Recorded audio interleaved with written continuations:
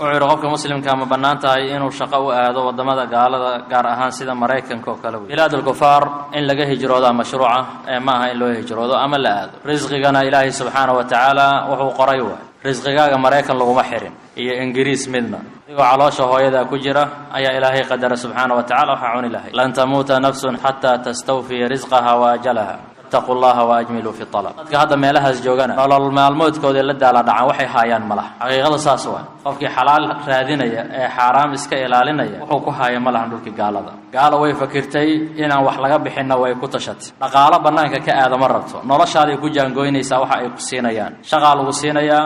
lacagta lagu siinayo waa lacag ku jaango'an meesha aad ku nooshahay adiga waxa cunto qoyskaaga waxa aad siisato canshuuraadka ayaga ay ka qaadaan wax ka dheeriyaba waa banaadir inay ku soo haraan walidaalika way yartahay inay meel wax dhigtaan dadka meelaha jooga inta waxa u dheer diinkooda ku baaba'ay caruurtooda ku fasahaadaysa wadamadaasi Yurubta qaar kamid ah Soomaali fara badan ilmi looga qaatay caruurtii lagala wareegay markaas telefishinada ooynayaan hooyooyinka ilmoodi gaalada ay ka qaadatay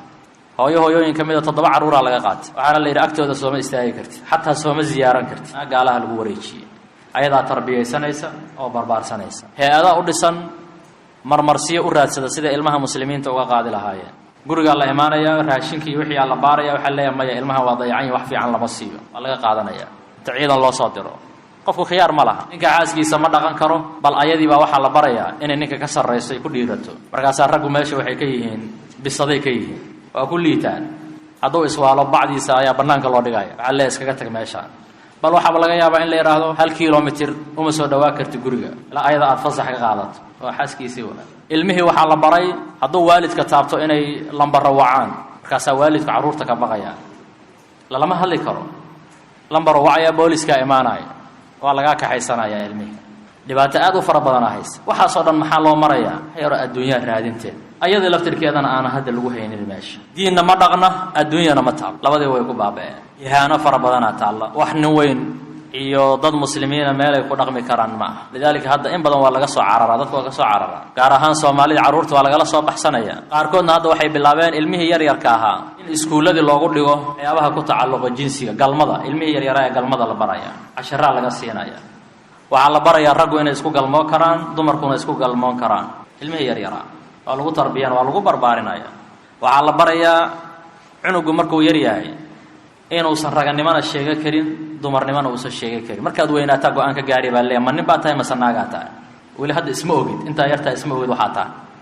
markaad weynaato go'aan ka gaar hadii aad gabar noqonayso hadaad wiil noqonayso yani waxa badan xayawaannimo ay baraan oo akhlaaq xumo zaa'ida hadda ilmihi baxsada la leeyahay marka dadka muslimiinta in badan waa kala baxsanayaan caruurta intii wax garatay oo damiir lahayd ilmadu waa kala cararaya adoo xamaali ka noqdo xamar ayaa kaaga fiican adoo Mareykan iyo Yurub raadiya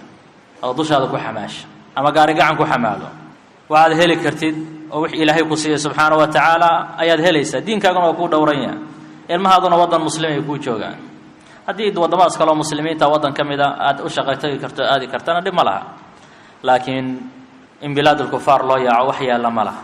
hatta adduunyo dhan hadii lagu siiyo laakiin diinkaaga uu ku baabaayo khasaarad qabta mar walba diinkaaga waa ra'sul maal waxa ugu weyn oo ilaashano waa diinka qofka muslimka laga rabo inuu dhowrto ilaashado waqti muddo laga joogo ayaa hadda koor waxa laga dooday gaaladu ay ka doodeen dadka ay muhaajiriinta ku magacaabaan oo wadamada gaalada wadan kamid ah muhaajiriintu waxay u yaqaanaan dadka muslimiinta ah iyo غير muslimiin ba leeyihiin oo dhulkooda soo galo fuqarada ama shaqadoonka hal la joojiye la joojimaayo isku khilaafeen mid baa warku wuxuu leeyahay dadkan hal laga manciyo wadanka sababtu waa maxay sababtu waxa way dhaqankeena waa qaadala yihiin buu dadka noo yimid ay dhaqankeena qaataan bay diidayihiin ka waxa ka daran kan u jawaabay yiri yaan loo diidin hay yimaadaan sababtuna waxa waayo yiri kuban haday dhaqankeena qaada waayaan annagu ayaga dan kama lihin buu waxay dhalaan iyo waxay sii dhalaan rabnaa buu ay wahana diidaan ayagu waa weyn yimaadeen waxa laga yaabaa ay wali inay iscelcelinayaan laakiin ilmahay dhalaan iyo ilmahay sii dhalaan ayaan rajo ka qabnaa buu xaqiiqaduna waa sidaas meeshay u socdaan waa ubadka muslimiinta inay bedelaan waa aabaha hadda iscelcelinayeen warxan annagu dhaqan nooma aha diinkeena waa khilaafsan tahay adigu waxa la iska joog meeshaada ku dhaldhal horta halkaan caruur ku tabac caruurtay noo taala caruurtan annaguna ka faa'iideysanayna waa waxay hadda ilmaha ula wareegayaan marka oo dadka caruurta looga qaadanayo oo ilmaha xurriyad loo siinayo la leeyahay lama hadli karo ilaa ilmo caqligooda iskuma filna waalida maamuli jiray waalidkina maamulka waa laga qaaday dumarkii waxa la yiri xor baa tihiin ayagana ragga waa laga hoos saaray qasdiga kaleeyay waa maxay in la fasahaadiyo markaas cunugu wuxuu noqonayaa sigoo wiila waxa laga yaabaa inuu qowmuluud kamid yahay